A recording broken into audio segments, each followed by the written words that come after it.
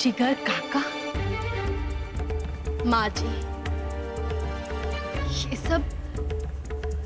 सब मैं क्या सुन रही हूँ? परिधि राशि की माँ क्यों नहीं है? और परिधि राशि से इतनी नफरत करती है कि शक्ल भी नहीं देखना चाहती। क्यों माँ जी, क्यों? उसके सवालों का वो क्या जवाब देगी कोकिला? कितने सालों बाद गोपी वापस लौटी। ठाकुर जी, इतनी बड़ी सच्चाई का सामना वो बच्ची कैसे कर पाएगी? सच कड़वा जरूर है, लेकिन आज नहीं तो कल गोपी बहन को सच का ये कड़वा घूंट पीना ही होगा। हम चाहकर भी उनसे सच को छुपा नहीं सकते। इसलिए यही बेहतर होगा कि गोपी बहन को आज ही सच्चाई के बारे में सब कुछ पता चल जाए। सच का पता तो मुझे चल ही जाएगा, चाहे आप मुझे बताए या ना बताए। पर मैं आपसे जानना चाहती हूँ कि परिधि राशि की माँ क्यों नहीं बनी?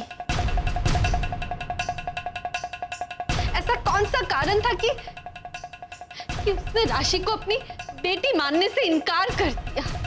तुम सच जानना चाहती हो तो सुनो। गोपी बहू,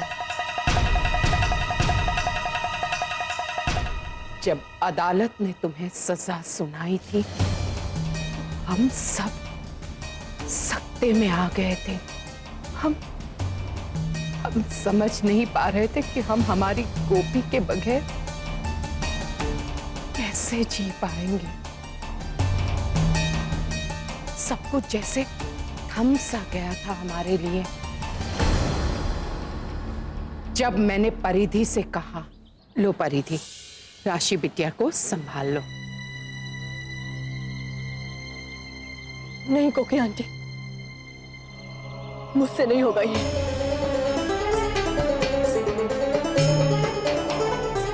परिधि, ये क्या कह रही हो तुम? यही कि मैं इस बच्ची की मां नहीं बन सकती।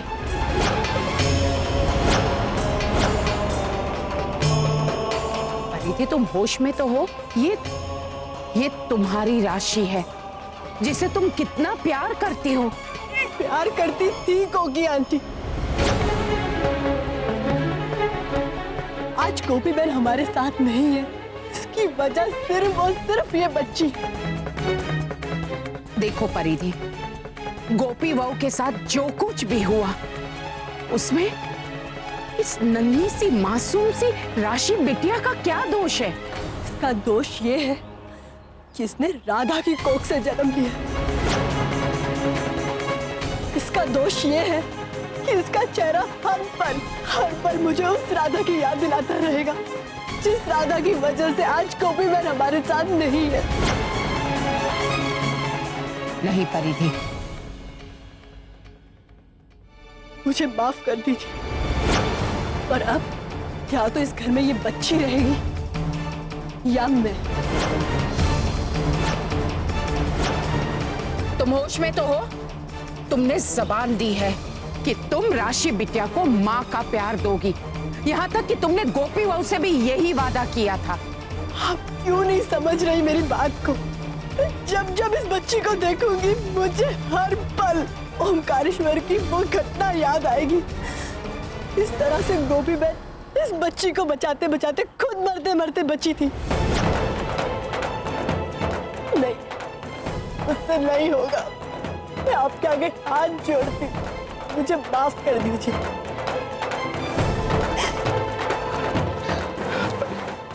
I'm really sorry, chicks.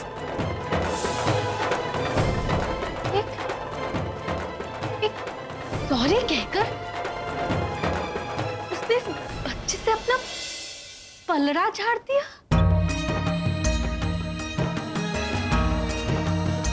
माँ जी, परिधि ने मुझसे वादा किया था, उसी के भरोसे मैं राशि को छोड़कर गई थी। परिधि उसकी माँ थी, उसने राशि को अपनाया था हम सबके सामने। हमने खुद उसे उसे माँ का एहसास दिलवाने के लिए क्या कुछ नहीं किया। उसकी गोद भराई तक की है हमने। जब राशि को मैंने उसके गोद में रखा तो वो खुद कह रही थी राशि उसकी बच्ची है। उसे ममता का एहसास हुआ था। एक पल में वो एहसास ही खत्म। हाँ गोपी बहू, यही सच है। देवर जी, तो ये उम्मीद नहीं थी मुझे। आप राशि के पिता हैं। आपने ऐसे कैसे होने दिया? और आपकी खुद की बेटी आपको काका बुलाती है। आप ये कैसे बर्दाश्त कर सकते देवर जी? आपने परिधि को क्यों नहीं समझाया?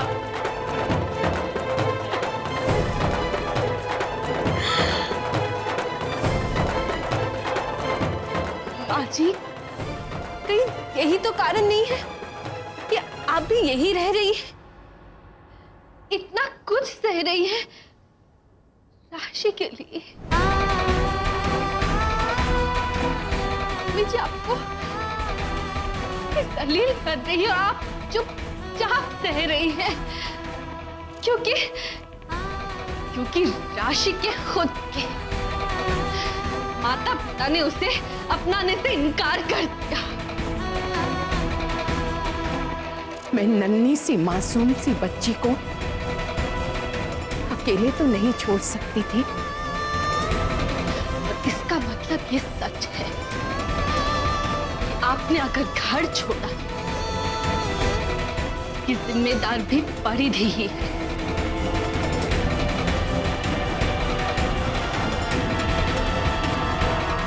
अरे ओ कोकिला, कहाँ मरी गई? ये भगवान, लो पाछी बातों है चढ़ी गई। हाँ, और ये क्या? ये ढोकला बनाया? अरे ऐसा नाश्ता तो कोई कुत्ता भी नहीं खाता। ठीक है, आपको नहीं पसंद आया ना? हाँ, नहीं खाना। तो कृपया थोड़ी देर रुक जाइए, मैं दूसरा फरसान बनाकर आपको देती हूँ। ठीक है। अरे तू फिर से यहाँ आ गई? हे भगवान, घर छे धर्मशाला। चल अभी कभी तू यहाँ से निकल। इसे हमड़ा घर नहीं बाहर काढ़ो। मुझे तो ये पक्की चोरनी लगती है, जरूर कुछ न कुछ चुरा के ले जाएगी ये घर से। चल चल मम्मी जी, हाँ? आई एम सॉरी, वो मुझे आपसे थोड़ी मदद चाहिए थी। क्यों? मेरे पास अहमदाबाद में बिजनेस का एक बहुत सॉलिड आइडिया है और मैंने सुना है कि आपका बिजनेस सेंस बहुत अच्छा है और सबसे अच्छी बात यह है कि इसमें आपका 2 से 3 करोड़ का फायदा हो सकता है। तो क्या आप मेरी मदद करेंगे? 2 से 3 करोड़? अच्छा, अरे हाँ દીકરા, મારી પાસે તો કબાટ ભરીને આઈડિયા છે। अब पिछले हफ्ते अनिल आया था मेरे पास। मैंने कहा दुबई के बाद तुम्हारा लोगों नु सत्यानाश થઈ ગયું છે। फिर मैंने उसे इतना सॉलिड आइडिया दिया कि मुकेश भी घबरा गया। हाँ, अब अगले हफ्ते मुकेश और नीता में दोनों आ रहे हैं। हाँ, चल मैं तुझे अच्छा आइडिया देती हूँ। चल, और हाँ, इसे बाहर निकालो। हाँ, चल चल चल चल चल। माँ जी, ये सब क्या है? मामी जी को क्या हुआ है? उर्मिलाबेन की सच्चाई बहुत दुखदाई है। उर्मिलाबेन पहले जैसी उर्मिलाबेन नहीं रही है। उर्मिलाबेन अपना मानसिक संतुलन खो चुकी है।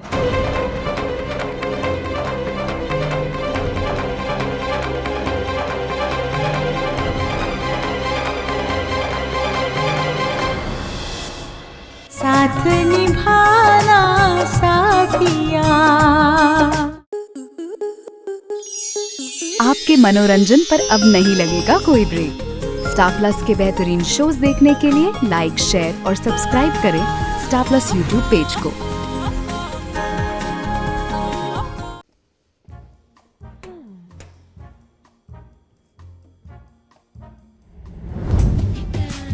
रवीना जी,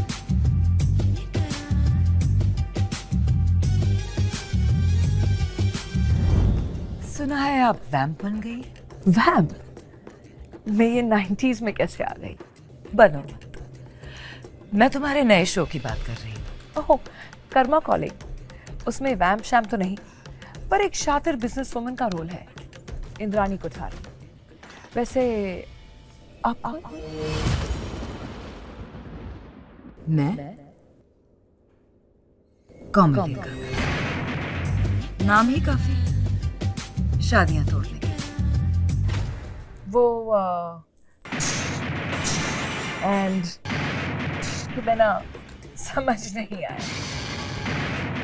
वैसे इंद्रानी तो सीधा अखियों से गोली मार के ही अपने काम निपटा लेती है। घर उजाड़ना, कलेश करवाना, एक्सीडेंट्स करवाना, हर चीज में मेरी स्पेशलाइजेशन है। घर में कलेश मचाना is so 2000s।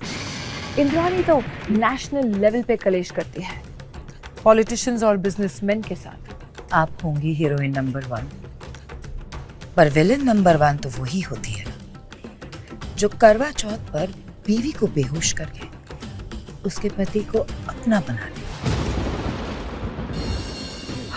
So boring. Indrani तो करवा चौथ पर हेलीकॉप्टर लेके चांद तक पहुंच जाती है, सो दैट तुम्हारे जैसे वैम्प्स कुछ नहीं कर पाए। अच्छा ये सब छोड़ो, इतनी वैम्प गिरी करने के बाद भी अनुराग और प्रेरणा मिल ही गए ना। पर जो 4000 एपिसोड्स तक उन्हें दूर रखा, उसका क्या? बस अनफॉर्चुनेटली अपने कर्मा से हार गई। लेकिन इंद्रानी कोठारी तो कर्मा से भी नहीं डरती। वो कैसे? डिज्नी प्लस हॉटस्टार पे जाओ और खुद देख लो। इस खेल में तो मैं खिलाड़ी और तुम अनाड़ी। चलो खुद ही कह दिया। I rest my case Komalika. Bye bye darling.